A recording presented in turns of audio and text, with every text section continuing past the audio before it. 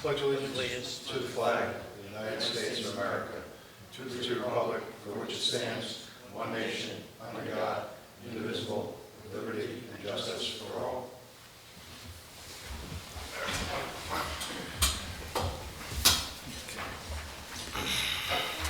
Okay. We have to wait a minute. We're missing the secretary. Is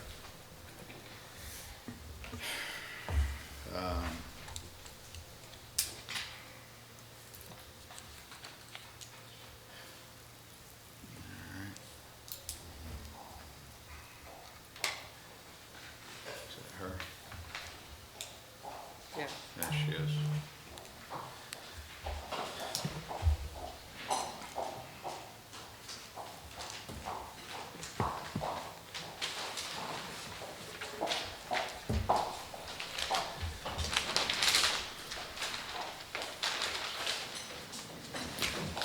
Okay, Dave, we're just waiting on you for roll call attendance. Mr. Saru? Here. Mr. Marinaccio? Here. Mr. Maselli? Here. Mr. Fowler? Here. All the board members have received the minutes from the May 3rd meeting. Yes. If there's no questions or concerns for the secretary, we get a motion to accept. I'll make that motion. Second. Okay, motion made second, all in favor? Aye. Aye. Okay. It passes. Our first item on the agenda this evening is adjourned public hearing for a Smith 3-lot subdivision. At the request of the applicant, they've asked to be adjourned to June the 7th. Get a motion to adjourn the public hearing to I'll June make the that. 7th. Second. All in favor? Aye. Aye. Okay, that's approved. Next item is a discussion regarding Hudson Valley Lighting, the amended site plan. Hi. Amy Bombardieri with Dane Secosa. At the last time I was here, we had a couple of outstanding items, one being the archaeological report that came back with no significance, and that was holding up the wetland permit, and I have correspondence from the DEC that the wetland permit there's no problems, it's coming eventually. Okay. So I'd like to request a conditional final until we get that permit. Okay. All right, so We didn't have anything on it. anybody want to make a motion to approve the planner I'll make it. to draft the resolution of approval? Yes. Okay. Second. All right, motion's made and seconded. All in favor? Aye. Aye.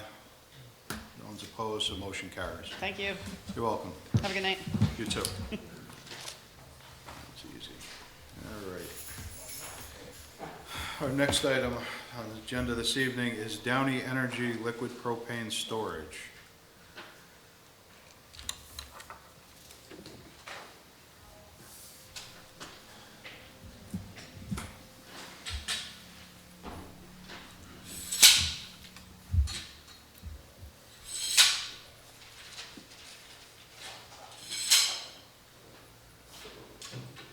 You need a hand with that, Al, or no, you all right?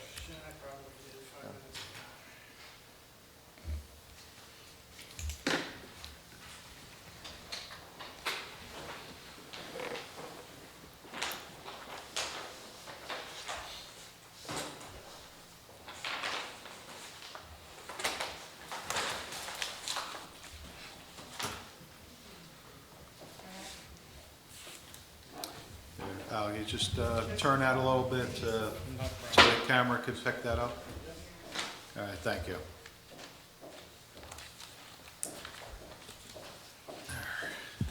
Alfred Capelli. Nothing significantly changed since the last meeting we were here. The planning board asked for a number of items to be taken care of. I think many of them were. Several were not, due to the fact that the health department, for instance, needed a negative deck here to have us move forward. I don't know if Malcolm is satisfied and/or Pete are satisfied with regards to some of the minor engineering items there were. I believe we submitted a letter from Mike Sheehan, the request from the highway superintendent, that he was okay with the driveways. I think you have a memo from the Army Corps of Engineers, or at least from our consultant, Mike Nowicki, that that's a non-issue. The DEC is taking their time and doing their review. So at this time, it's our feeling that there aren't any major outstanding issues. We did get Board of Health approval as well, which I believe you have that letter as well. So in the interim, that has been taken care of. So we're at the finish line, perhaps. Okay. We were talking earlier, and I just wanted, before we go too far, I do want to touch on, Malcolm had a comment regarding lighting. Yes. Okay. And one of the questions, because I remember early on that this site is also covered by Homeland Security as or some type of federal agency for That's having to correct. meet other certain requirements. Yes, there are minimum light levels that we have to maintain, but that is only when fuel is being dispensed. Okay. Only at that time. So the lighting will not be on all night. At 4:30 in the middle of December, if someone is picking up fuel there, a motion detector will turn on the lights, not the entire parking lot. I'm only required by code or federal statute, if you will, to light at the tanks themselves. When they leave, whatever we set the timer to, 5 minutes, 10 minutes, the lights will go off. Okay. There's no, again, there won't be any, there may be, so not to be contrite about it, there may be a delivery of the large vehicle we talked about at one time to fill up the tanks after hours. There's nothing we can do. Weather dictates that, use dictates that. We try to get deliveries during the day as much as possible, but if they're running late, you may get the big truck to fill up the tanks. After hours, the lights will come on and they'll go off. I think a motion Yes, detector solves that. that's correct. Okay. Okay. So, and I think we took care of the light spillover, Yes, you did. which we discussed. Okay, so that, all right, so that answers that. Yes. Okay. I mean, just, go ahead, I won't, sometimes I talk too much. Just, yeah, I don't know, we might as well just, Malcolm, did you have any other, was there any other open concerns that of anything, Not on my of front. nothing of any major? Anything for you, Pete? Well, we didn't, as I said, we didn't get a chance to look at the recent submission because it just came in on Wednesday. But as far as I can recall, our comments were minimal. There was, I know they went out and did the testing for this stormwater area, and I think we just had a couple minor engineering comments that were left. So no, I don't. Okay, We'll look at it and then, we'll issue a letter, but it was, minor, anything that was okay, left. yeah, there's nothing, all right, so there's nothing. Yeah, I thought Troy had worked that out with you and one of your staff. Yeah, we were just waiting for the test, that's all. Okay, that's on the drawings that were submitted to you. Yeah, on Wednesday, late. Okay, that's fine. Fair enough. All right, so, Paul, do you have anything? The only question I have, so the fire hydrant is gonna be located in the town right away? Yes, Okay. We're still gonna want an agreement for that hydrant and the usage of that hydrant and the maintenance of that hydrant, so. I think you mentioned that Yeah, previously. so I just wanna make sure that we don't lose sight that we are gonna need something prior to final sign off on that. Okay, so is that something that you're gonna draw up for I us? would normally ask the applicant's Okay. attorney to draft for my review, but I mean, I can provide a standard, Just so that we know who's doing what, not a problem. And if you like, we can chat about it tomorrow. Yeah, but we can, I'm Yeah. open to either way, we can talk about it, but I just want. I'm gonna pay one way or another, so whether I pay you or I pay the applicant's attorney. So maybe it's quicker to just have one person involved. Okay. All right, so, the only thing, at this point in time, the only thing we do is have the planner can draft, resolution for, I have a question though. all right, go ahead before we, What are you doing for security for that, in case anybody goes in that? Is that area all fenced in? 100%. What I've shown in the light green perimeter here is basically the fenced-in area. So the fence comes down across this driveway here, comes around, just behind the parking lot, attaches to the building, comes off the building in the front. There's another gate here, and goes around our retention ponds, if you will. So it's entirely closed in. And what else do you have for security? Just the fence? We have the fence and we No have... motion detector if anybody's on the property? Would you like... Cameras, are they motion censored? Tied into security. And that alarms you when somebody's inside the area? The state police alarms the security system. And then all the lights come on?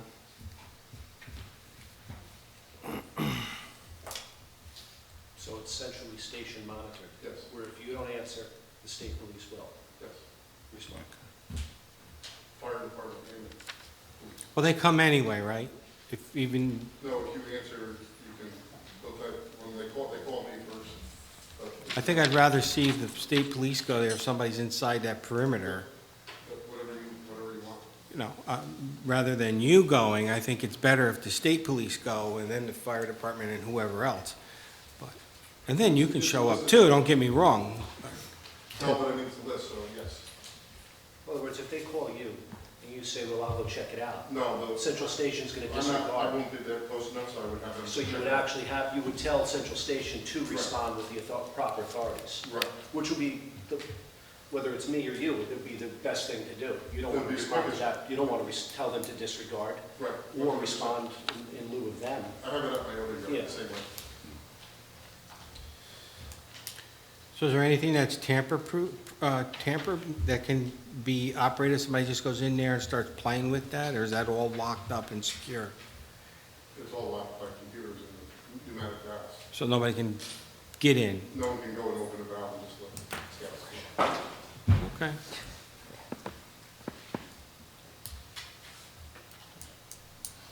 I'm good. Anybody else have any questions? Do they have to get a zoning amendment? Yeah, you still have to get the text amendment from the town board. You have to give me a... Well, we have to, Give me the negative that's deck. what I was starting to get at, was we have to, the only thing that we can approve tonight would be as a negative declaration for the project. and give Malcolm... For secret, we would authorize Malcolm to draft the Parent. resolution to be voted upon at a future meeting. Mhm.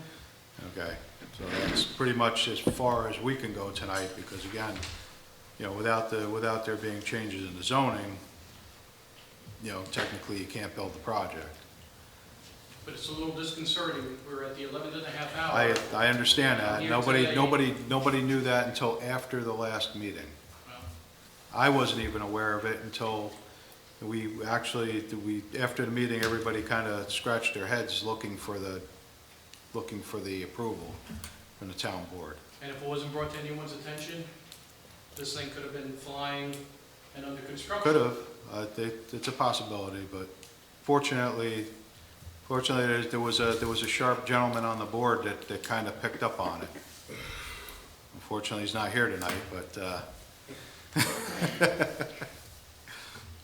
he kind of told me about it, and I kind of thought about it for a minute. I went back through all my notes, and I started circulating a couple emails to confirm my suspicion and the other person's suspicion, so.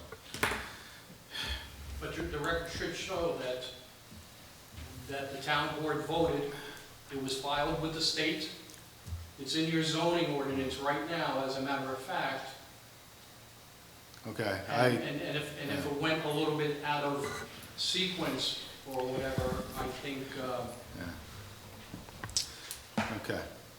Anyway. okay, so, So at this point, the only thing to do is I'll ask the board, does anybody wish to make authorize the planner to write the resolution, or not resolution, the negative declaration document for this project?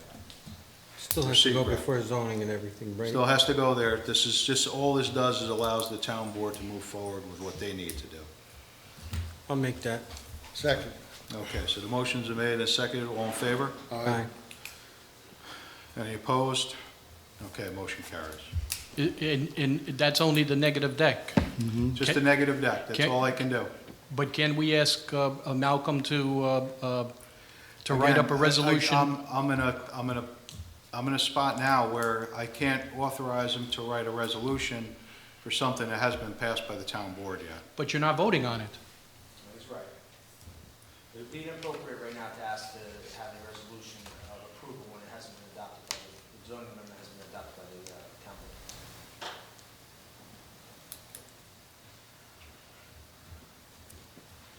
That has to occur first. So I'm paying the price of coming back another meeting after the town board corrects their error, just to have Malcolm do a resolution with nothing else happening. I mean, again, I understand procedurally, but this is why the boards are bogged down, and we don't have to come back for a simple resolution, et cetera, et cetera. I don't understand, but if council is telling you that's what we need to do, then that's what we need to do. Unfortunately, our hands are tied. I wish that the issue was brought up a lot sooner. I think it would have made a lot of people happier because, again, it's, we were kind of dumbfounded by it after the last meeting. It didn't make sense, but apparently we got to the bottom of it. There was a couple of things that had happened, and it was the town board never passed it. They tabled it. So they tabled it because apparently this board was doing the secret review for the text amendment also, which I don't think that the board was actually aware of. So we thought we were just looking at it as in terms of the project only. So we would have incorporated that secret review into the actual final draft as it's normally done. Usually there's not a separate document. Usually the resolution of approval usually includes the secret determination in it. Now we're doing two separate things. We're doing a secret determination, which we just voted on to have the planner draft, and then we're going to wait upon the town board to take their action. And then once the town board has taken their action, we can move forward on our end to go ahead and, ultimately approve the project once that law has been put on the books. But they really didn't table it, Bruce. I don't want to belabor it. They voted on it. It was voted on. It wasn't tabled, irregardless of According what. to, I don't know, I'm only going upon the information that has been provided to the board. That's all we can go by.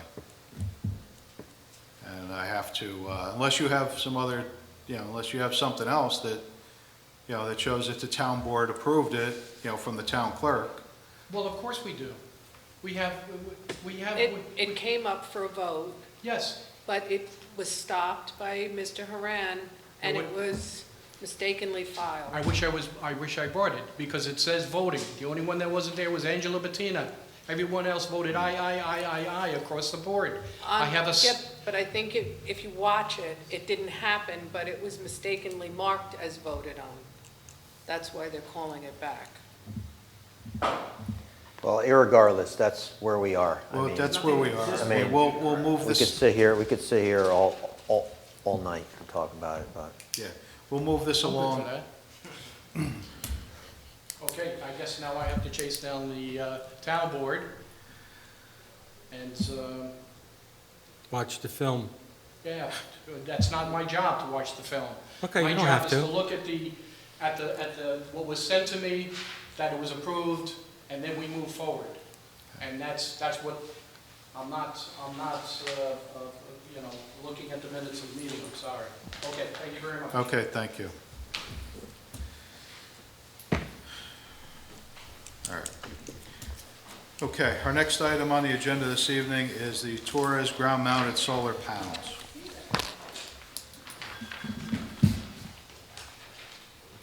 Good evening. Can I pass these out? Sure. Just the two and pass.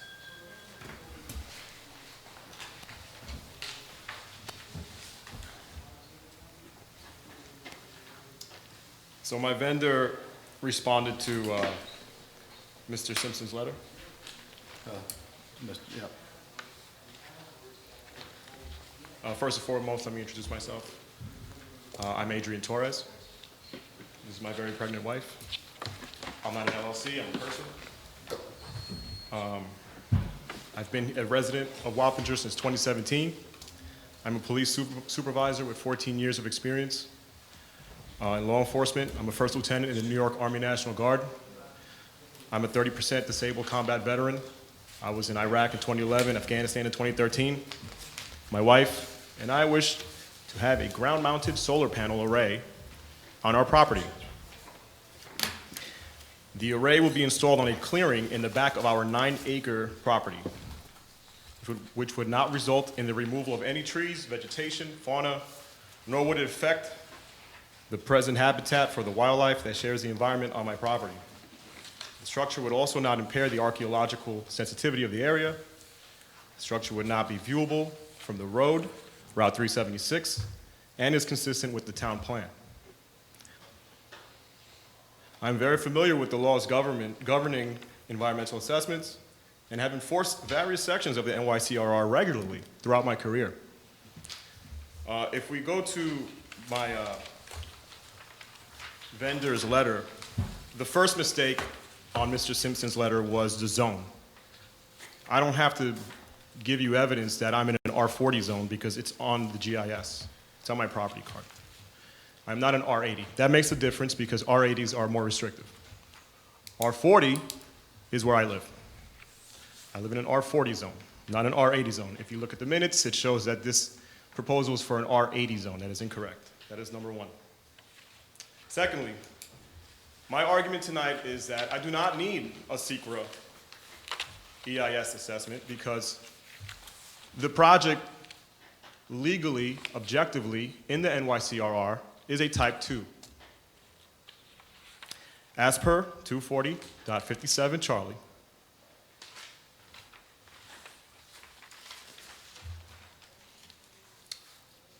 my apologies, NYCRR 617.5 Charlie, subsection 9, C9, and I will explain further why that is. I'm not here to insult anyone's intelligence. I know everyone here has read the NYCRR. This is just so you understand that I'm an informed resident, and that the people here understand what I'm talking about. I'm not an LLC. This is not a project of industrial magnitude. This is a ground mount, similar to putting a mailbox with accessory lighting. Town of Wappinger Planning Board has utilized Hardesty and Hanover to review the special permit request for the Torres ground mount solar array. Review has not referenced town code in regard to the fact that the array will be an accessory structure to a single-family dwelling, nor has it done its complete diligence in regard to its OPIN to require a state environmental quality review, SECRA.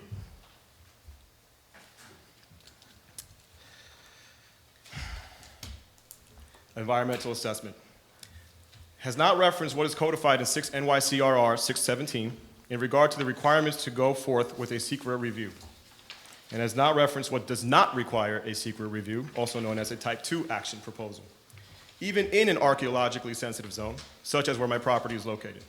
I will argue that Hardesty and Hanover's letter was incorrect in labeling the proposal simply an quote-unquote unlisted action, as per the letter of the law, as they did not bring up the fact that the proposal also qualifies to be labeled as a Type 2 action under the very law they referenced, SECRA 6 NYCRR 617. As per this state law, only Type 1 actions require the submission of an environmental assessment form, EAF, to the NYS Department of Environmental Conservation. That is incorrect. Also, some unlisted actions require the EAF. but I will argue why this one does not. There are three distinct types of actions under SECRA: type 1, 2, and unlisted. Certain proposals that can be perceivably understood as unlisted actions may require an EAF depending on their significance. That is the important word here, significance. It's objectively defined in the law. It is not up for debate. I'll explain how. Depending on their significance, or may qualify as type 2 actions, which do not require environmental assessments. Type 2 actions do not require an environmental review or assessment as per what is written in plain English in the law and does not require the submission of an EAF. I will review what is objectively written in state law that qualifies this proposal under a type 2 action under SECRA. Below is an excerpt from the Hardesty and Hanover Review. Since my proposal qualifies as a type 2 action, I will prove that a reviewer's recommendations would be costly and legally irrelevant. So basically, in the letter from SECRA, from Mr. Simpson, he stated that the proposed action is considered an unlisted action pursuant to SECRA.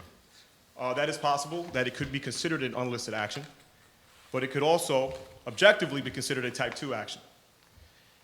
He goes on to talk about the Indiana BAT, NYSDEC review, planning board, the sensitivity of archaeological sites, etc. My argument of facts is the Town of Wappinger Code defines this proposal as an accessory, allows my proposal with a special permit, and is codified to go forth without site plan approval, as all the parameters of the structure are in compliance with the code. C240-57 in the code. Ground-mounted solar energy system as an accessory use to a single-family dwelling. It identifies it as an accessory. This is crucial for what I'm going to show you in state law.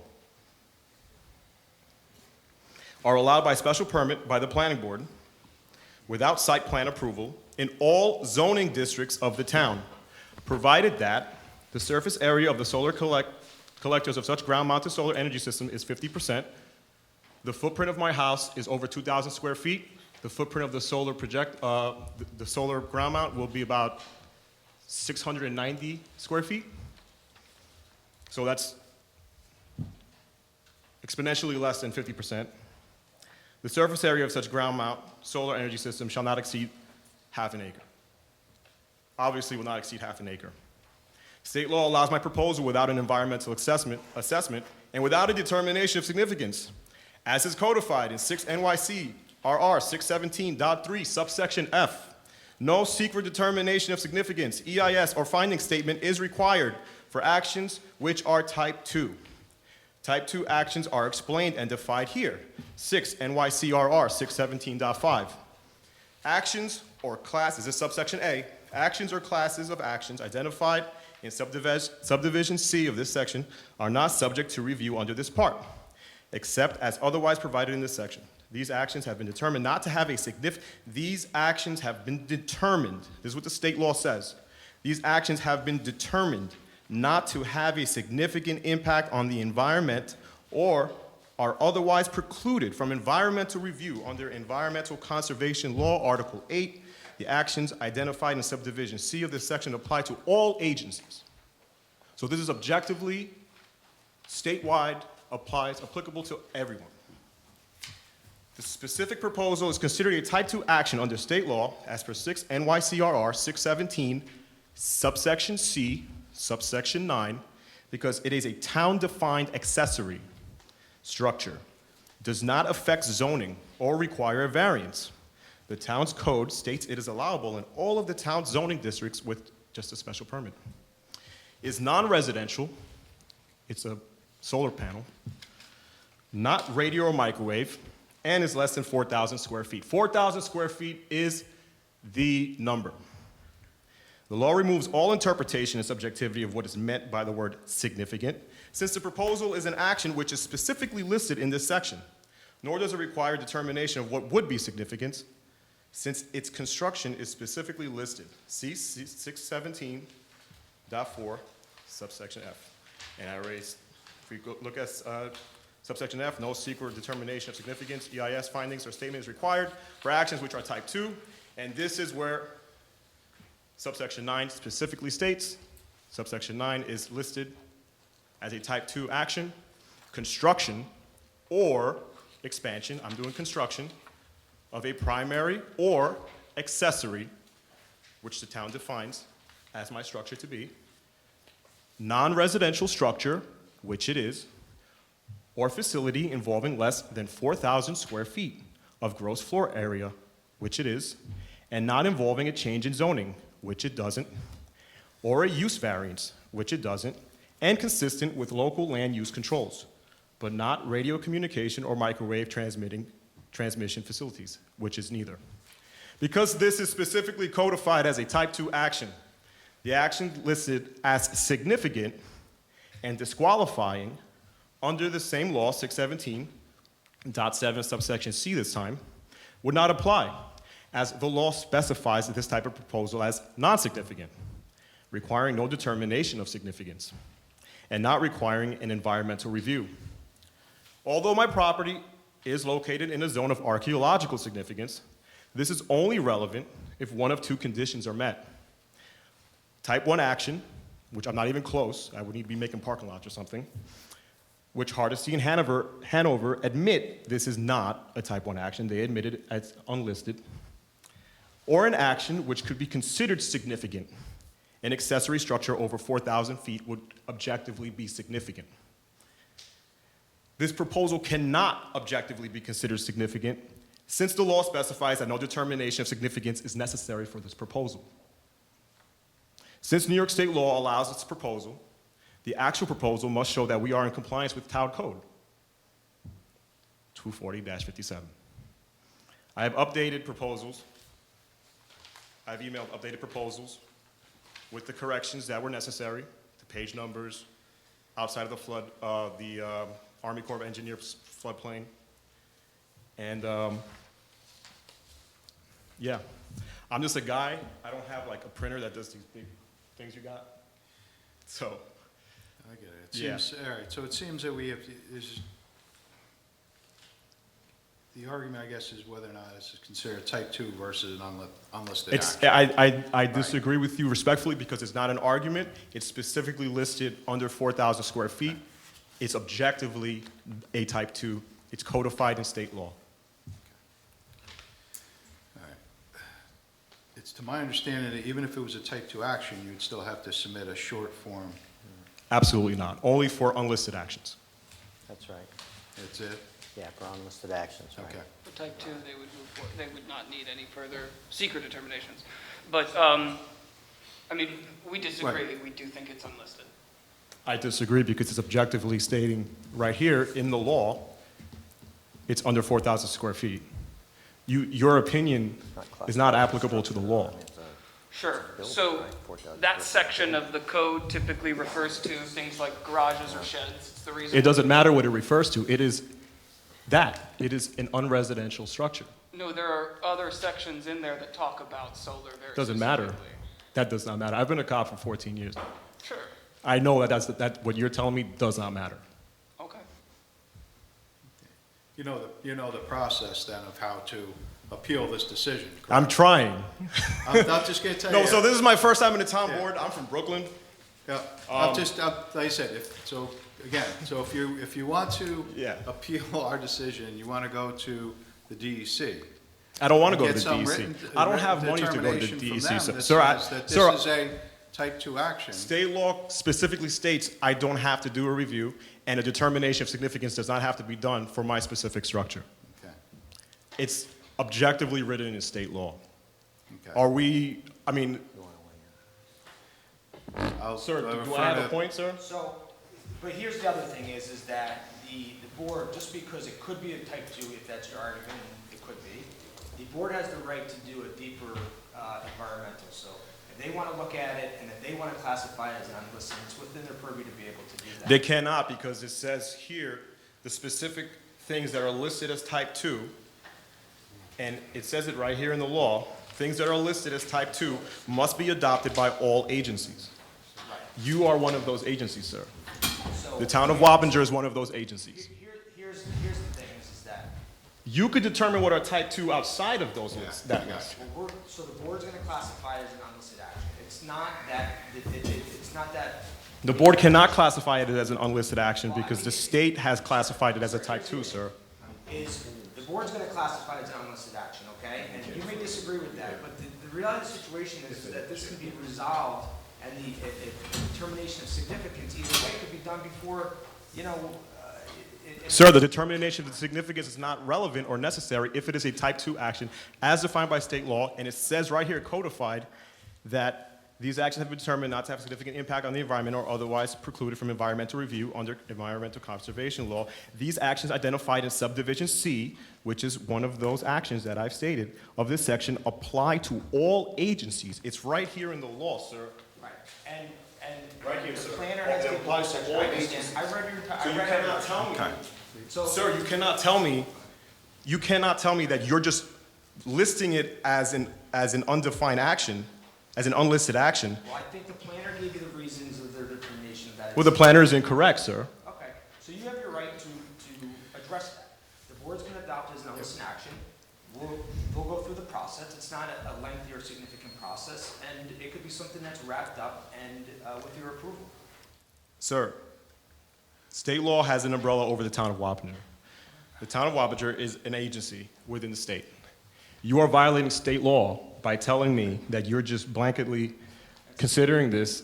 You are actually violating state law by considering this an unlisted action when it specifies a 4,000 square foot unresidential, non-microwave, non-radio structure Here's as a type 2 All right, so, structure. okay, so hold on, It's all for right. the board to make. I mean, So let's get, all right, so. I'm not wrong, it's right So, here. all right, okay. Here's the problem, all right, there is some conflict here whether or not it's actually, a type 2 action or unlisted action. Okay. Okay. We understand that at this point. Yes, So sir. obviously, tonight, we can't make any decision until we get to the bottom of it. He's making a decision now, sir. Please, I understand. okay, all right? This needs to go to a different level, Okay. outside of it. Again, we could, the DEC, there's an avenue to get some interpretation from them. Maybe we'll have to take that avenue and ask the DEC, give them specifics of what we're looking at, and let them classify it. But on the other end of it is, we still know that if there are issues on the property I that understand we that. still need to get addressed. So we're still looking at a special use permit that's issued by this board. My argument right now And we're today- still looking at those same environmental issues because you do have wetlands on your property, correct? And we have corrected that And- in the photo array. I have sent it Okay. to her. Right, so I forgot off the top of my head. now. Yes, Like I so- said, so I don't the remember if array it will was- be- Was will be it well supposed to be beyond- mapped by an engineer? It is mapped. By an engineer, though? Yes. Okay, stamped, I believe it is stamped. I'm not sure, but it is mapped. okay. So if it was done, if that was done, Okay. all right, and we could get to the bottom of the determination, Mm-hmm. okay, which is really, at this point, is gonna be a non-issue, because again, we pretty much know what the issues are. Okay. Probably gonna be looking at getting some kind of note that you're not taking any trees down. I just need to confirm. No trees are going down, So sir. nothing, so everything you have is already cleared. I'm just adding a structure that is non-residential, less than Okay, 4,000 square You're not taking any feet. trees down? No. Okay, because once you go to if you had to do an environmental assessment form or. I understand go through they the asked mapper, that, yes. That would have popped up as an issue with the Indiana bat. I understand that. Okay. His So habitat, their these are habitat things will that not we- be These are things affected. that we need to look at. I understand. We need to get addressed, and obviously, tonight is not, it's just not gonna happen here tonight. And there's no sense in sitting here going back and forth for, Sir, For- with all due for- respect, I'm not going back and forth. I'm just No, telling no, the lawyer what is in the law. okay. He's telling me his opinion of what is in the law. He's telling me his opinion what's in the law. I'm telling you what's in the law. It tells Okay. us that all agencies Right. in the state of New York have to follow what is objectively listed Right. in this section. Yep, and I understand that, and every action that we've had prior in front of this board for similar situations, with or without variances have been listed as unlisted actions. I understand that, That- but just because that happened doesn't mean that we didn't realize certain things that were specified in the law now. Right. No, I understand that, and like I said, we're willing to, to get this thing going, but at this point, with this submission just being recently made. Yes, sir. We haven't been able to, it hasn't been put in time for I understand. for everybody to review it. My biggest argument right now is secret. Yep, That's why I'm here. Okay. I understand more things need to be done. all right, so here's what we'll do. So, we have your information. I'll get together with with the staff, and Okay. I'll try to get this thing moving along in one way or another. Thank you, sir. Okay? And we will get back to you and set a date to go forward from there. I Okay? appreciate it, And we will sir. get you information regarding whether or not, what the interpretation is regarding the secret statute, so that you can go ahead and have that, and we'll move forward. Thank you, sir. Okay? I appreciate it, sir. All right, you're welcome. Thank you.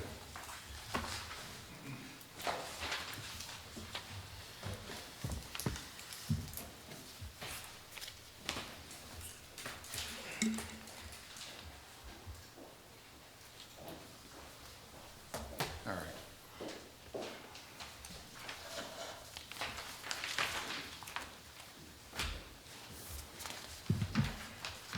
Okay.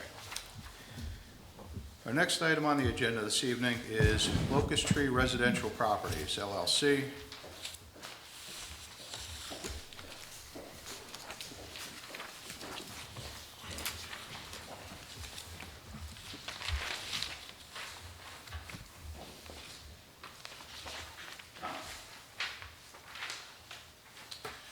Good evening. I'm Troy Wojciechowski, engineer for the applicant, Locust Tree Residential Properties. Just to refresh the board on the scope of the project,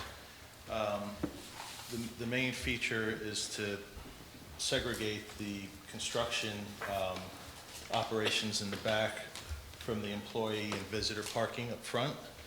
So we've made some changes, some curbing and islands to redirect traffic. At the same time, we're also kind of tidying up the front parking lot. We're adding about 7 parking spaces by putting in this row right here.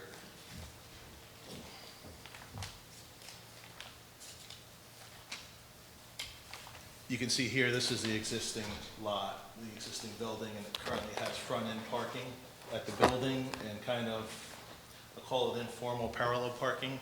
And you can see it's a very tight situation.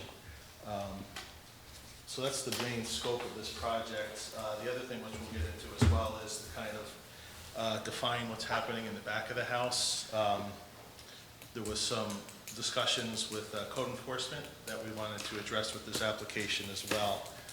So I'll run through that in a moment. So I received the consultant comment letters, and everything seems pretty agreeable. With Pete's office, we ended up discussing just a minor change to our stormwater management to take care of the small increase in hard surfaces in the parking lot. We're going to put a gravel stone infiltration trench along the edge there. There'll be no curving along here, so we worked that out with Pete's office. We had something designed similar using Coltech devices, but this change is fine with us. We did obtain a letter from Dutchess County Water and Wastewater Authority that shows it's an agreement to serve the property. We had started this process actually 2 years ago to connect to the county's water system that was installed along Airport Drive. I think it was about 5 years ago. So we started just a year or two ago, and then we put the brakes on it. So we're including it in this application. So we actually already have a technical comment letter from the Wastewater Authority. It's also going to receive Health Department review. So we'll continue with that process as well.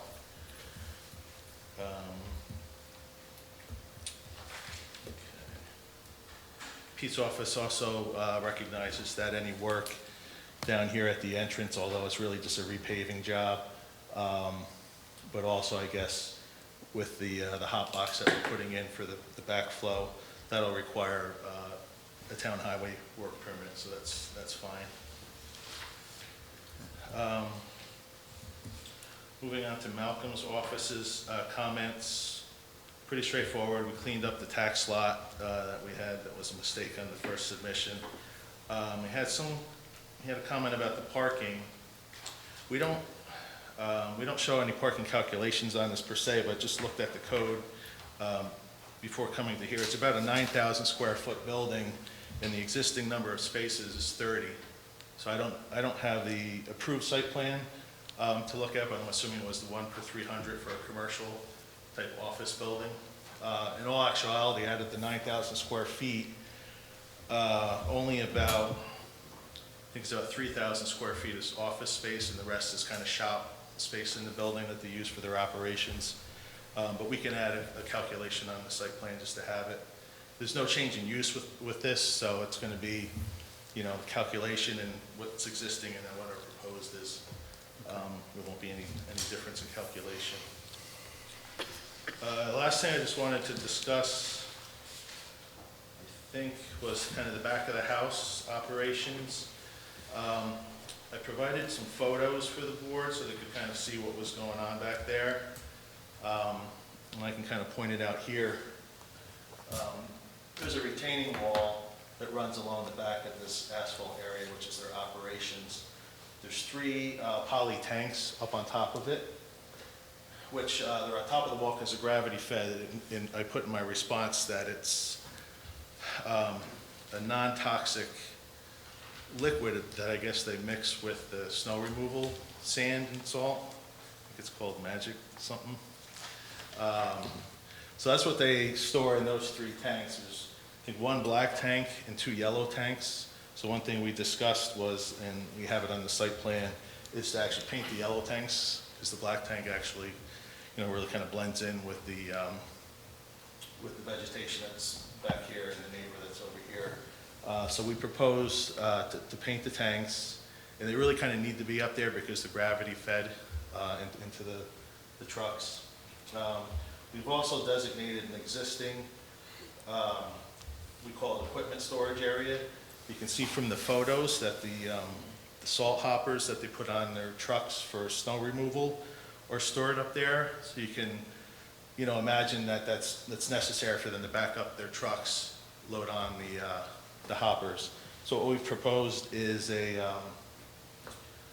6-foot stockade fence to run along this whole back here, so it'll help screen some of the tanks. So the tanks are about 10 feet tall, so they'll stick up a little bit.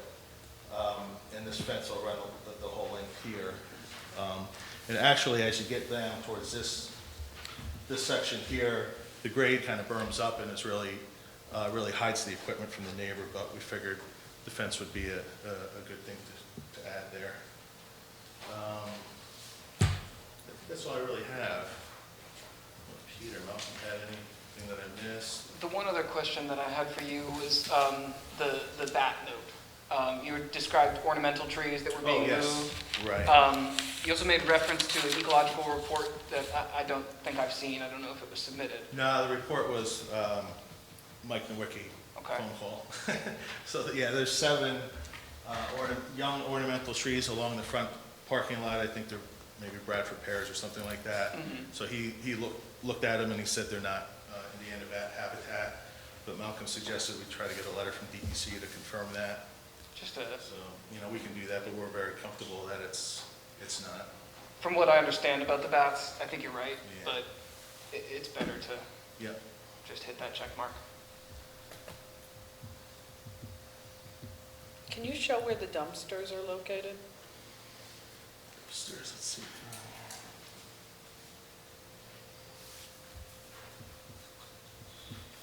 We didn't find them before, Troy, when we were I looking think for they're on the them. left side, like where the driveway, Maybe right where your finger closer is. to this wall Yeah, right right over there. They should be in an enclosure. An enclosure, Would okay. you be able to extend the stockade fence that you're proposing to encircle it? Close it or something? Yeah, we could do something like that. Just to screen it, in case vegetated screening is not cutting it. Sure. Right. Barbara, do you think they're behind this wall right here? or- They're somewhere right in that area, you know, with them not being there, but they're right around where your pen Okay, is. yeah, I'll take a look at that. And you We'll said add that it. they were visible, right, from the road? Yeah, as soon as you pull up, they're Right. there. Oh, And okay. I don't believe, there were just 2 green royal carding. If they were enclosed, it was open, they, you know, but I don't Okay. think they are enclosed. Pete, is there any concern with weight on top of that retaining wall? Well, yeah, Troy, I think when we were out there, it looked like the wall was like experiencing a little failure, I guess, if you will, buckling. Did you Yeah, we don't, look into that at all? no, I didn't see any real failures. I know it's aged. I didn't mean to say failures, I mean, it Yeah. wasn't the right word, but it seemed like it was buckling a little bit. Sign of wear. Yeah, I think it's aged a bit, and there's been some discussion that that would be replaced over time, but at this point, we're comfortable as far as it supporting the weight of the equipment on there. Okay. And it's really. Is that where the tanks are? Yeah, they're on Yeah, top. the tanks are on of the top of retaining it. wall. Yep. What's holding up the tanks then, just soil? Yeah, just the soil, because the ground is higher up here, obviously, so these tanks are actually sitting on the ground It's a crib wall, right? behind the what wall? Crib? Yeah, I think it's a timber wall. Oh, is it, was it a timber wall? Okay. Actually, I have a picture, let me see. I don't remember, it. Did those tanks? No, it's the concrete block. Oh, it is? Yeah, Okay. it's the big blocks. So there's some Oh, right, okay, all right. leaning to the blocks. But yeah, it's a solid wall. I mean, it does need a little care, and I think over time, that's in their plans to replace that or kind of replumb it, maybe. Is the fence positioned in such a place that the fence will need to be replaced when the wall is? No, I think it's going to be set back enough. Okay. Because to be honest, I think they'll probably just reset these blocks. Yeah. You know, maybe we'll engineer it, you know, we'll see what's there, but right now, you know, I think it's fine. Can you check, we didn't bring this up, but the material in the tanks, could you get us some literature on that? So we have that for the file? Yeah, I have MSDS I could provide. All right. And I had another application in another town. It was for generally the same thing, and I can't remember whether there was any DEC permits for, the storage of that I material. don't think so. I've read into it. I don't think there online, is, but- And the trade name actually pops right up. It was explained to me by my client that it was called Magic Liquid or something like that. I thought it was Yeah, a no, joke. they- And that's the trade name for it. Yeah. And, yeah, it's a non-hazardous material, so I don't think there's any All right. DEC. If you could just get the planning board some information on that, if you have a MSDS sheet on that. Yeah.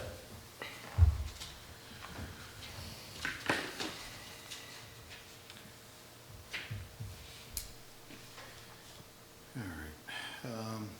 You satisfied with the way that the storage is being described in the rear of the property? So sometimes when we drive up there, there's a lot of stuff strewn about. So when I spoke to the manager, or vice president as he is, I asked him if he's going to have a lot of other material, as I saw, that he'd find a spot, maybe in front of the salt storage or somewhere, that it's designated rather than the trucks just dropping it as they. Is it the soil materials you're talking about, or just No, random it's construction stuff? construction material. Okay. Yeah, because when we were there for our site visit, there was some of those materials actually stored up next to the tanks that they've since removed. Kind of told them to clean that up. But sure, we could designate an area that makes sense over by the sand storage hut or, someplace like that. This way the workers will put it in one place rather than Yeah. here and there. Yeah, and that's what we tried to do with, designating this so it's enforceable. So we What could- about their other plows? The hoppers, I see you need them on the wall to go on the truck, but what about the Yeah, I front think they were plows? lined up, if I'm not mistaken, right in front of the So wall. you should just show where their storage is gonna be, so Okay. when we're out there or the fire inspector goes out there, they're in a spot that's been approved. Sure.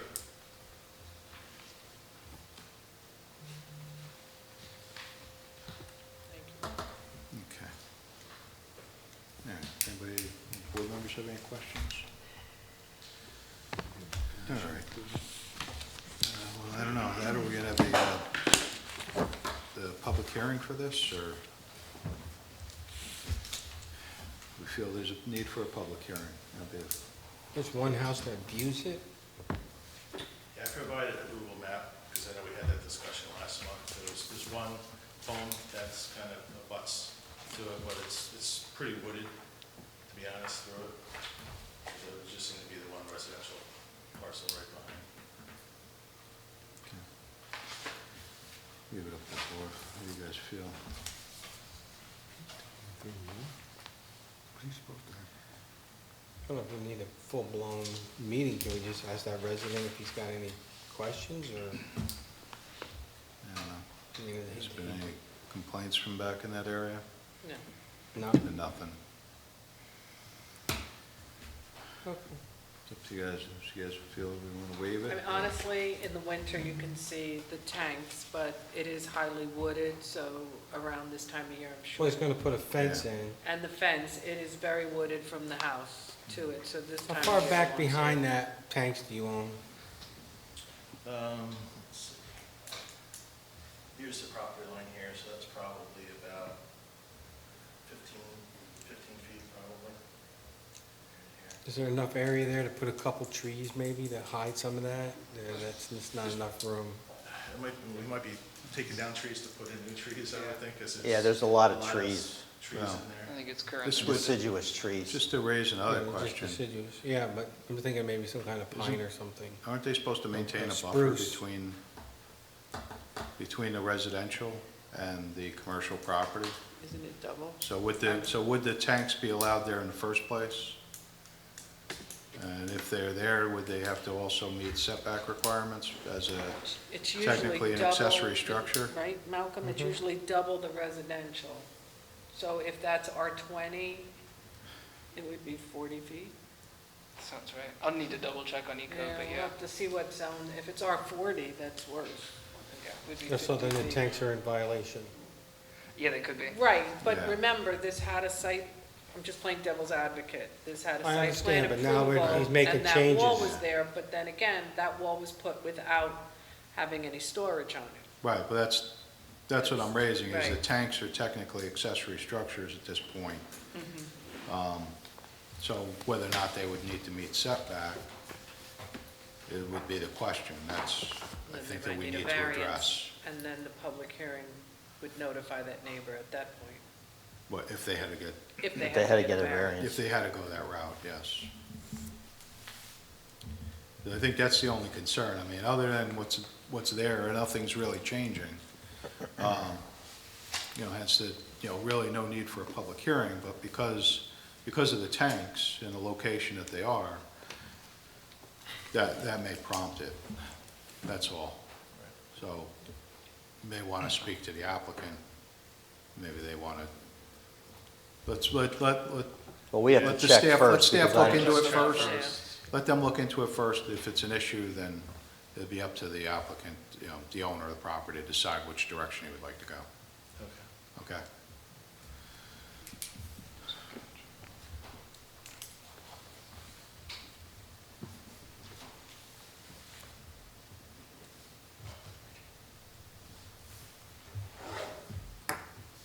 So I think at this point, I think we're kind of in a holding spot right now. Yeah, understood.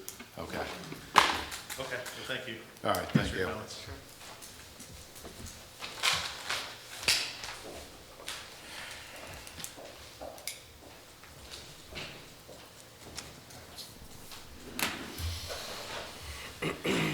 Okay, our next item on the agenda this evening is Lawrence Farms conversion of office building into apartments. I'm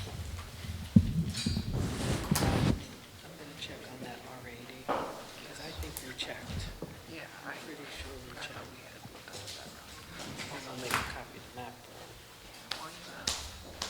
Oh, that is what you're talking about. Take this out? Sure. Thanks. A little warm in here tonight.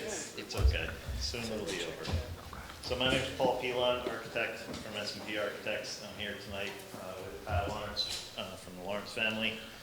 We submitted an application for a conversion of an existing building, approximately 2,300 square feet, from office space and storage into 4 one-bedroom apartments. We've been going back and forth with the planner and their review comments. We tried to address most of them this afternoon, or this morning actually. We received the latest comments from Mr. Simpson's office.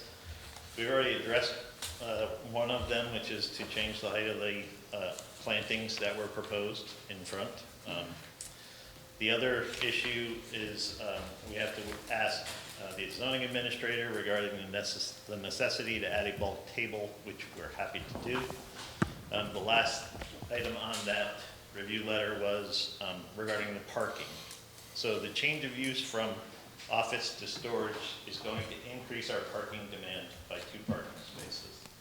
However, if you are familiar with the site, there's approximately 260 some parking spaces there. So we're hopeful that the board will consider waiving the, I believe it's 15 parking spaces that we are short for the entire site.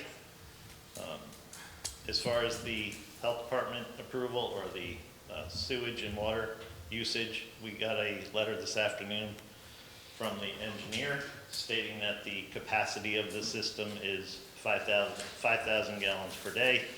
Our proposed use with the change of use to apartments is 3,240 gallons per day. So that's where we are at currently. We're hoping that we can continue to work with the consultants to try and get a resolution to our project so we can get started. Okay. So it's my understanding that the existing site plan had received a waiver for 13 spaces, that they were shy of the requirement, and this would increase that to 15. Yeah, off the top of my head, I don't remember. I remember there was a lot of discussion regarding parking spaces a couple of years ago. That was for is that the old Joe's Italian Marketplace that got converted to a restaurant? Joe's and something else became The cleaner on the end. It's now Alma on the end there. Which one? It's now Alma. Alma? Yeah. Well, I will say that parking calculations, I looked at all of the uses that are there.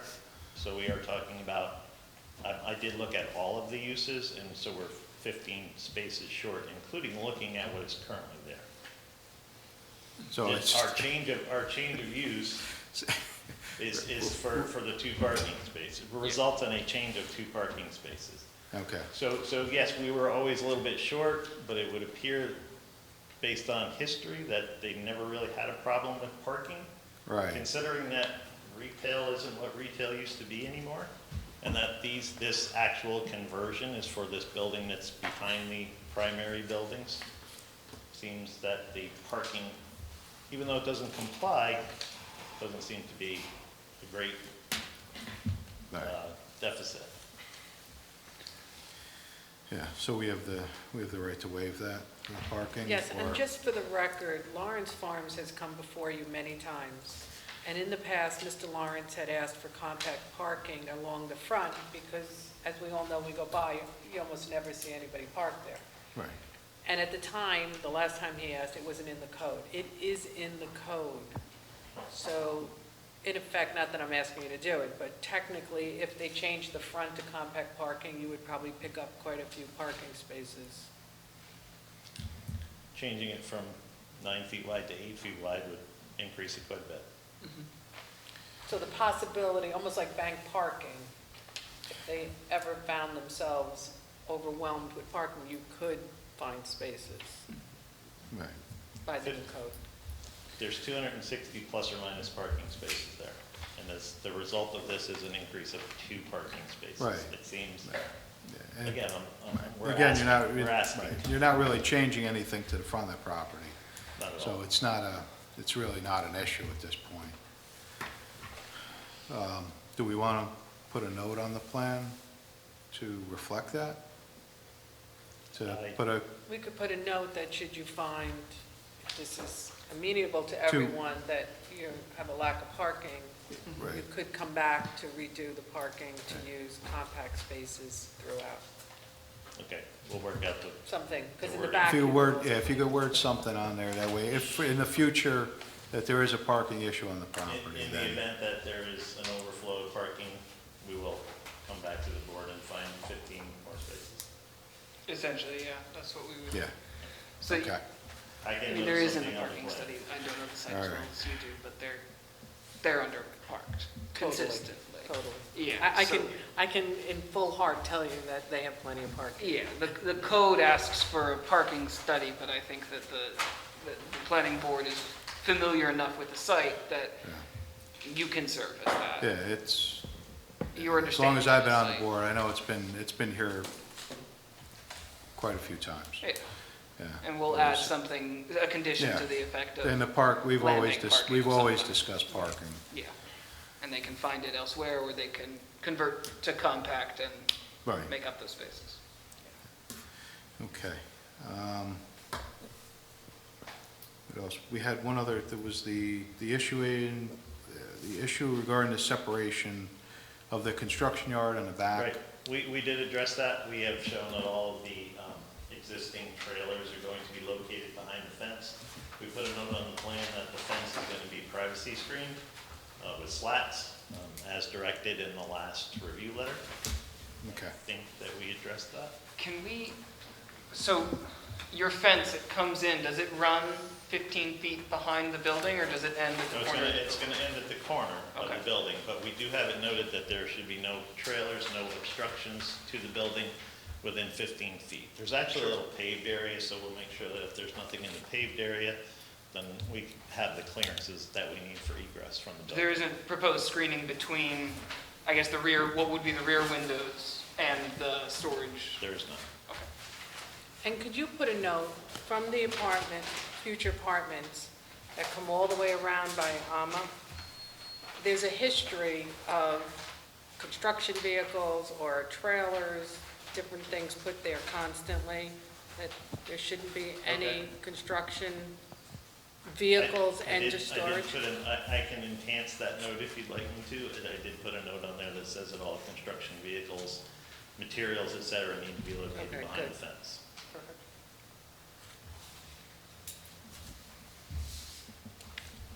How do you feel about it, those materials being located behind the fence, but there being no screening behind the rear of the building and that area?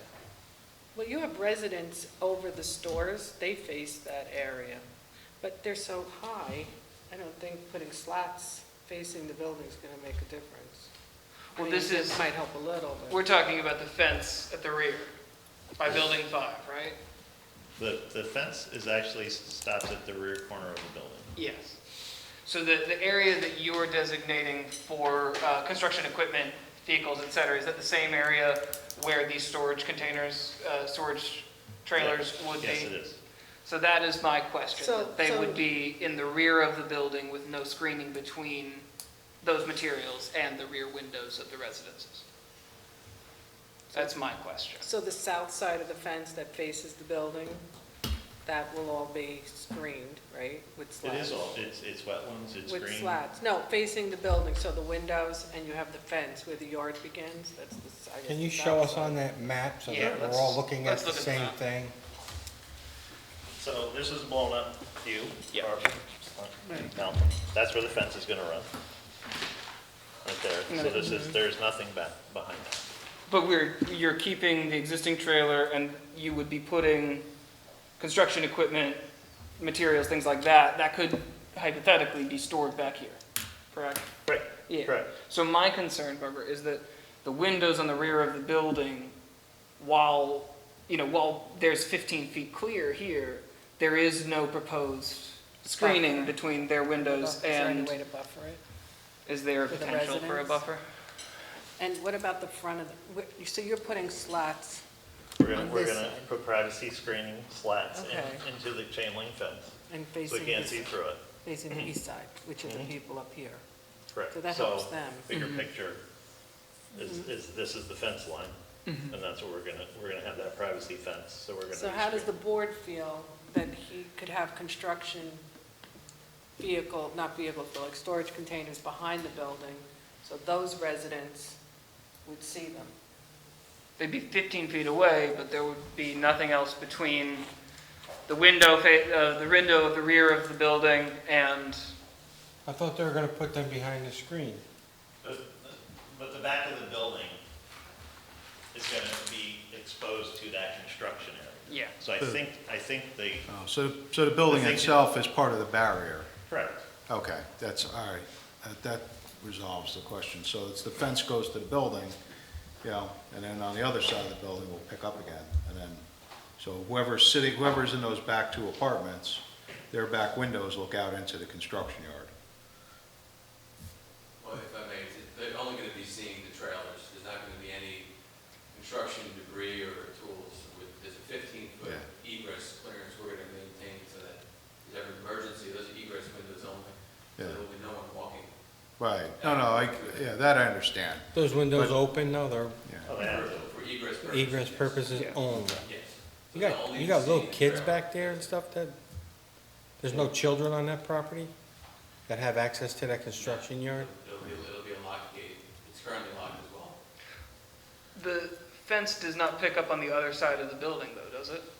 I had that question, that if you come out of the building and you take a left, you hit your fence, sure. If you come out of the building, you take a right, you go around the right side of the building, you can walk back there. And if I was a kid, I would.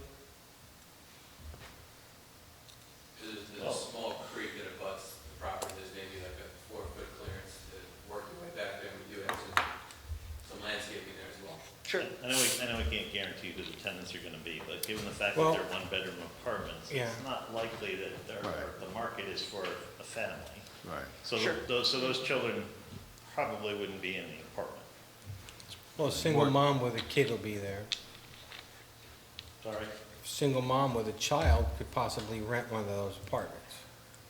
I suppose. I'd like to see the construction area fenced in if it's gonna be right next to the residential. How about we fence in the building? So that they can't get from the rear of the building into that construction yard. Whatever makes it safe. Okay. Some buffering, some screening, and some, Could we landscape it? I'm not saying we're going to, I'm just asking what my options are. You talking about behind there, or the continuation on the other side of the building? as long as landscaping is not going to conflict with the 15 feet that you need to maintain for egress. I think that screening would be a good idea. As far as confining access, I think that, if anything, that makes more sense on your end, that you don't want people to have access, accidental or otherwise, to that area. I mean, that would be a liability thing, if anything, you know. So, Well, with it being backed up to the wetlands, in theory, somebody could come through the neighbor's property and get into the back, so sure. at what extent are we gonna? But we're just assume that more they're- worried about your tenant with a young child. Yeah. You know, if somebody comes around the back, then that's not your problem. It is, but it isn't. Okay, so we will look at some sort of proposal to separate that construction area better from the building. Correct. Especially if it's not going to be a static storage area, but if it's going to be an active, a more active area, I think that makes a lot of sense. Okay. And then I just have a question for Mr. Sotera. Oh, no. I know. Nobody gets away without a question. Go We ahead. have a letter from Padgy's office documenting this. Do we need to get something from the health department, or are you satisfied with the letter from Padgy's office, Larry Padgy's office? I mean, technically, a change of use. I mean, we should get something from the health department, honestly, Paul. Okay, so is it? I mean, I think if don't he know. documents that, I mean, I don't think the health department would have an issue with Right, it. so I don't know how long that process is gonna take. Is it possible that we can get our approval contingent upon getting that Yeah. letter?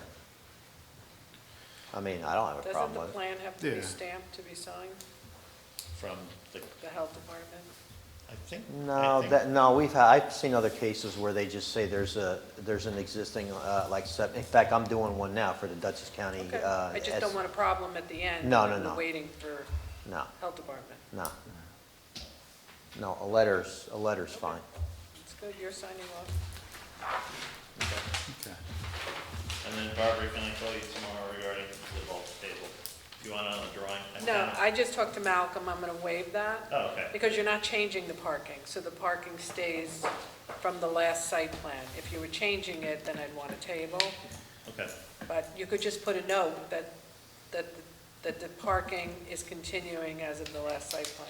Well, we did get a parking calculation. Right, so just put that on there. okay. And then if something changes there and they look to build something else or increase something else, then we can look at it Okay, then. so I will discuss with my clients what they want to do regarding the fencing, the security of the construction area, resubmit. Okay? All set? Thanks. All right, thank you. I don't think so. I would want to recommend if they want to waive it tonight. Bruce, would you, before they leave, would you like to Oh. waive their public hearing or set their public hearing, depending on which I way? think we did that last time. It's been waived? Okay. We're Huh? just checking. I believe we did. I think we did last time. Just Yeah. checking. Making sure you're on your toes. Thanks. Okay, Have a good night. You too. all right. Okay.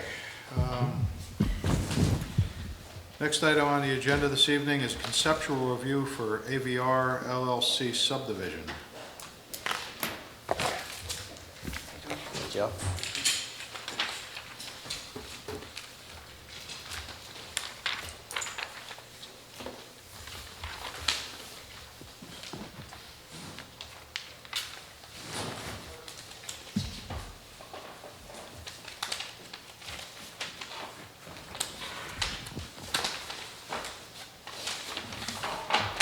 Good evening. May I remove my... Yeah, you can take your mask off. Thanks. My name is Joseph Rena. I'm the owner of Site Design Consultants. This evening, I'm representing AVR Wappinger LLC that owns 48 acres on McFarland Road. AVR's owned this property since the late 80s. They've done several exercises trying to develop the property, and more recently, they haven't done anything, but they're back to the drawing board again and looking to do something with the property. The property is owned R80. What they're requesting is for the board to consider a cluster conservation subdivision. The property, as you can see, has frontage on McFarland Road here. That's about 225 feet. And the frontage, then it breaks for a single-family residence here, then it continues along McFarland for a little over 300 feet, and then it goes along the old Route 9 right away here. There is a power line through the property, as you can see, this easement right here. And there are two power easements there. There's Central Hudson has a power easement through there, and the New York Power Authority also has an easement through the property. So it cuts the property, it bisects the property into two parts, one to the north and one to the south.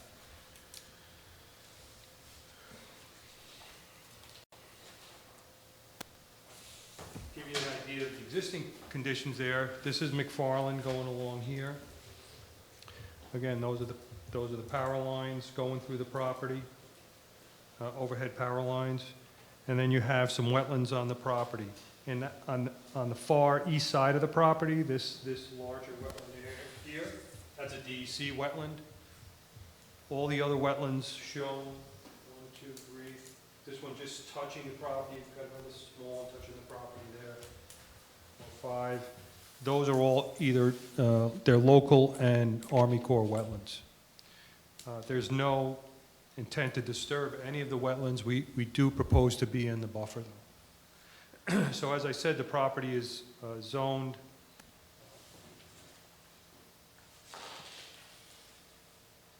R80. So we prepared a conventional subdivision layout. And the layout has 11 lots which meet all the requirements for the R80 zone. However, we cross the power easement to get to the southern corner of the property, and as you can see, we have 4 lots there. The main access is coming off of McFarland right here and continues through, and as you can see, we're in the wetland buffer here, touching the wetland buffer there, but we're not actually disturbing any wetland with the proposal.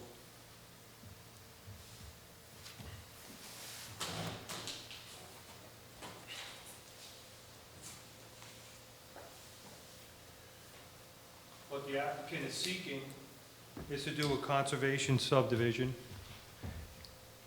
maintaining all the proposed development on the north side of the power line, having a single entryway, about 1,500 feet of road. The lots are shown, as you can see. Again, we're in the buffer area with the roadway. But essentially, the lots have a substantial area outside the buffer so that the homeowners can benefit from the property without doing any disturbance to the buffers. All the lots are served by septic, and we would extend town water in, but it is not in the district, and we would have to be petitioned to go into the district to get town water in there. So at this point, to really move anything forward on the project, we need to do the necessary engineering for the septic systems and stormwater to determine whether or what the project can support. And so the reason we're here on a conceptual basis is to see if we can get a consensus from the board to move either in the direction of the conventional or the preferred by the applicant, the cluster layout. That will then cut us loose to do the necessary engineering and testing and so on. The testing that, we're testing for 11 lots. That's extensive amount of testing that needs to be done and coordinated with the health department and with the town consulting engineer for the stormwater. So if we have a direction, we'll pursue that and get that out of the way to know what kind of project we really have.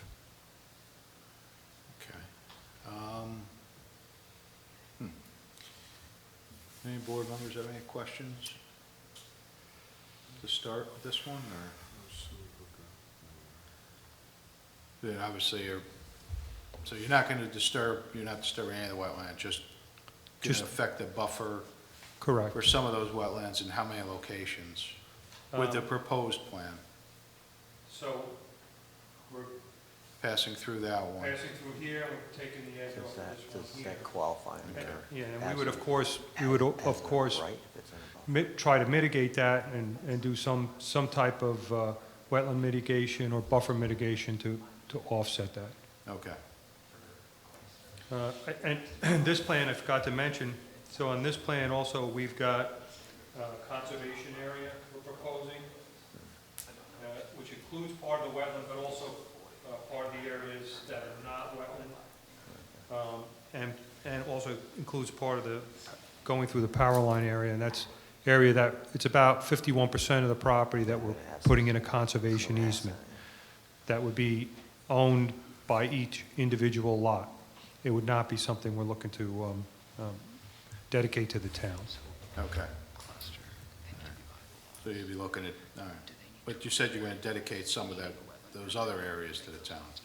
The wetland area? Or you're just going to incorporate all that into the individual They'll be lots? incorporated into the lots. Okay.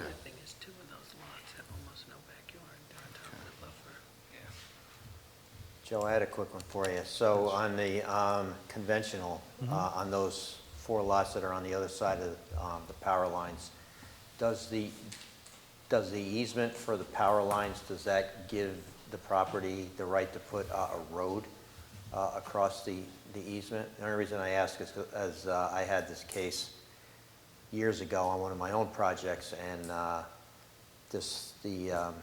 specific easement for the power company only allowed a driveway and not a road. Again, I'm not saying that that's the case here. Yeah. I'm just asking. My client maintains that he does have right of access across.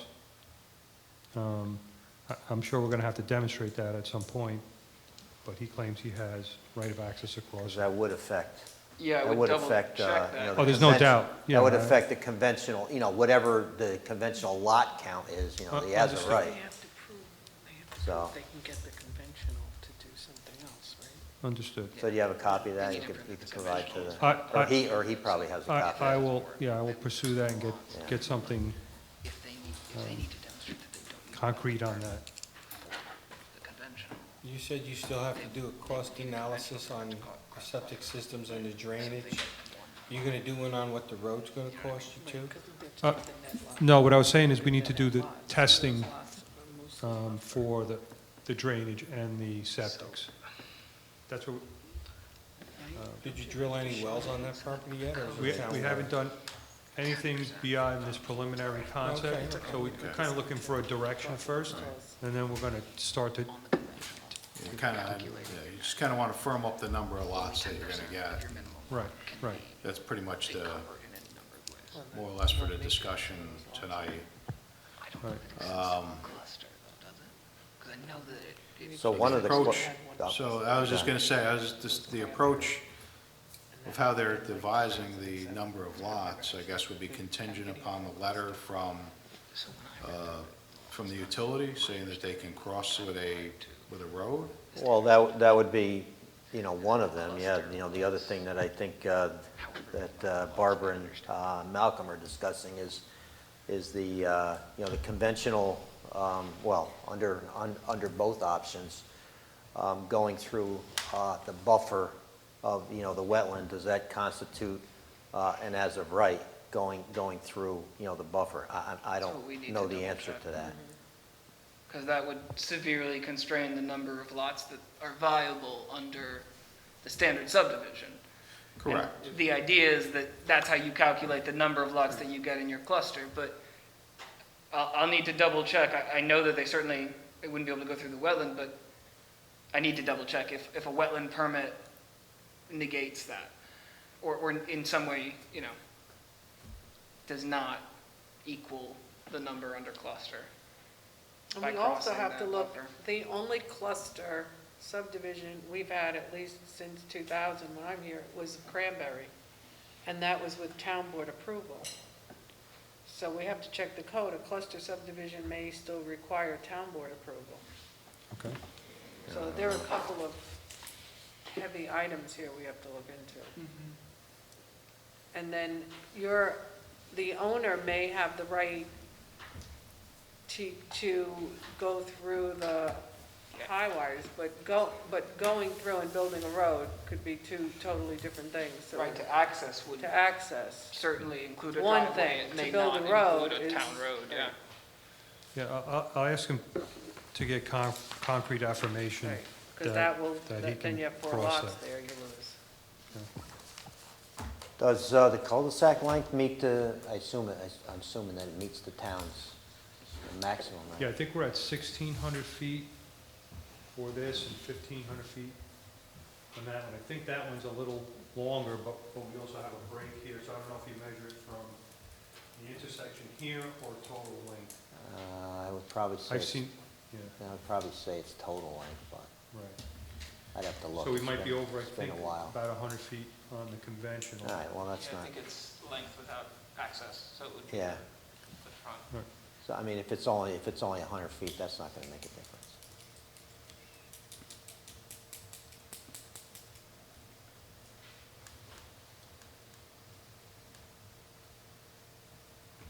So what do we have to do? We have to verify the conventional lot count? And versus the cluster. Yeah, and then there are a few different items that would play into that, whether or not, in order to get there, right, whether or not disturbing the buffer is of right in terms of calculating your cluster number, and whether or not you have access across the overhead utility easement. Because, really, what you want to figure out before you do anything is how many lots are we dealing with? Exactly. Yeah. Yeah, I have an extensive program ahead of me to do all the testing. And, you hopefully try to do it once. So, that's why I'm looking for some type of, I mean, path if you get below a certain number of lots, again, this really isn't a total planning board like concern, but then you have to factor in, the cost of, the road and the Oh, yeah. infrastructure and, how many, the lots being able to like support it. But I mean, you've done this yep, many, many years, so. yep. And they're pretty well aware of you know, how tight this project is as far as Feasibility. tipping point on the Yeah, right, feasibility. right. You know? So it seems like there's two things then. One is, you know, the power line rights, Access. and then the other is whether showing a road through the buffer qualifies under as a right. Yeah. I don't know the answer to that. And Malcolm, that's something you're going to I'm gonna look into that. check into that? Okay. I'm imagining that it's going to be very complicated, but you and I can work on it. Right, and we'll look at the Figure it out. clustering, and if that truly is a town board issue, what components Are they might gonna- encumber this too, going to the town board. I also, if this works, there are two lots on the bottom that you have a wetland buffer, one of them almost right behind the house. So the problem with those, when you sell these houses, the backyard is not usable. We make you put boulders around the wetlands so that people know they can't use it. So keep that in mind, that you're not leaving maybe on, it's 1, 2, 3 in from the top. So where the- No, go to, that one too, but go to the, that one. And also the ones on the bottom. Yeah, it would almost, they can't even put a pool in there, Right. or a shed. You can't put anything forward of the house.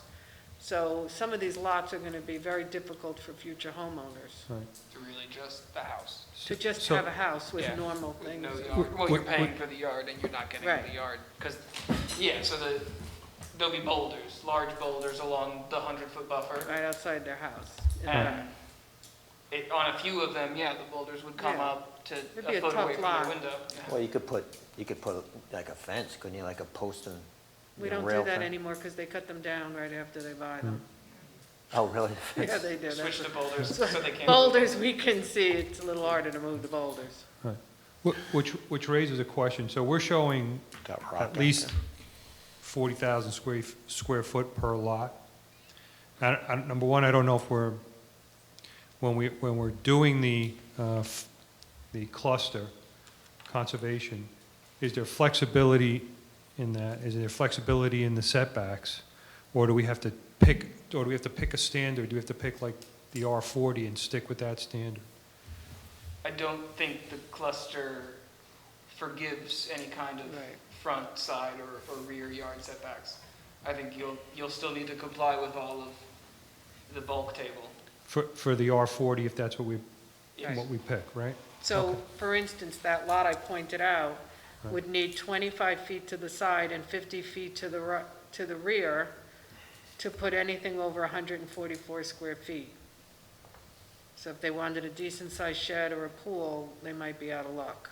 Okay, And this is not something they can go get a variance for, okay, so that's important. okay. And the lots, I guess they're adequately, I can double check the math later too for calculations. What's the setback from the street part? 25, If it's an R40, it would be 50 feet. 50? Does that meet it? Those lots that are going in towards the turnaround at the dead end there? They look like they're Yeah, it looks like it. close, right?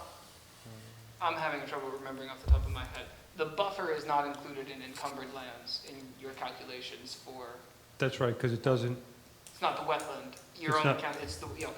right. I just wanted to double check. Do you have 50 feet to the front, to the road? Well, you don't own to the pavement, to the property line in the front on a lot of those lots? Right, I'm pretty sure we meet all the setbacks for the R40 zone. So it's about 50 for each of It those? is, well, Yeah, if it's R40, it'd be remember- 50. Remember, this drawing's at 80 scale, the only way we could fit it on this size sheet, so it's only, it looks hard to see. Okay, so we'll work on concrete information regarding crossing easement, and Malcolm, you'll get back to me on Yeah, we'll get back to you on whether or not you can cross the buffer as right. Okay. I mean, it would still trigger a wetland permit, right? Mhm. I'll check, there might not be specific language on that, that may be the red flag. Right, so Yeah. we should look into it. Yeah, okay.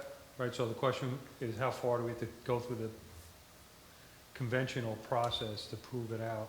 I mean, that's what Yeah, I'm so kind of trying in to. the code, the conventional subdivision needs to be viable. Right.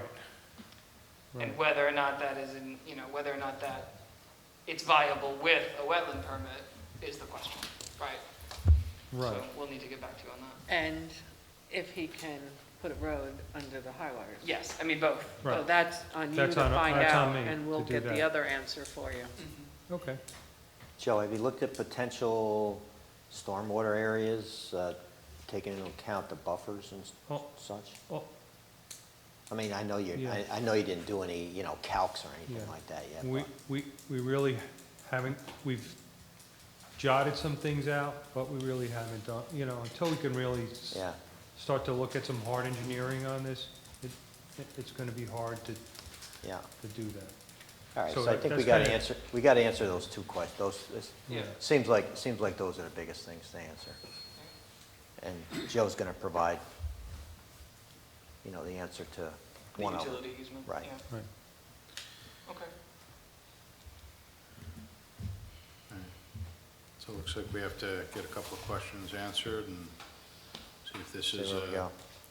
How far away is the water main? I don't remember.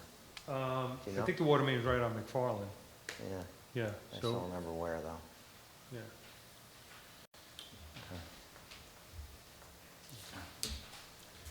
Okay, all right, yeah, so, I guess we have to get the clarification on on a couple of questions, and we'll go from there.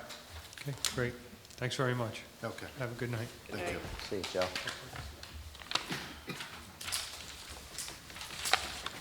Okay. All right, we have a request for an extension, 33 Middle Bush Road site plan. They're seeking their first one-year extension on the site plan application and 3 90-day extensions on the lot line consolidation.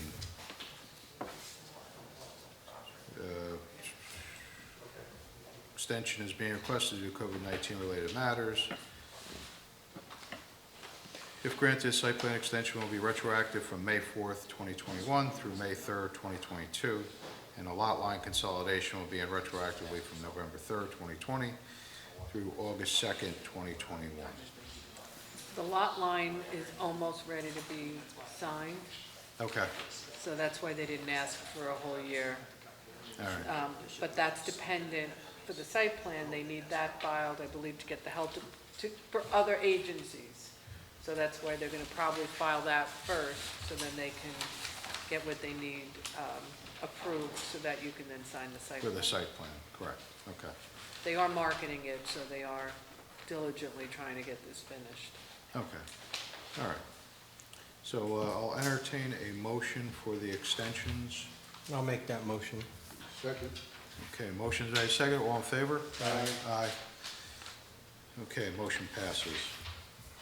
Okay, last item we have on the agenda this evening is a miscellaneous item regarding the ExxonMobil station, 349 Route 82 canopy retrofit. Apparently, the applicant is asking to withdraw the project at this time. I don't know if there's anybody here. So I'll draft a letter, Mr. Chairman, for your signature. Yes, regarding that they need to complete the application, Right. or the zoning administrator will take action towards corrective action on the property. Correct. Yes. Thank you. All right, so if nobody has anything on that one, we'll entertain a motion to adjourn. I'll make that. Second. Motion made, second, all in favor? Aye. Okay. Paul, I just need you and Bruce for a second.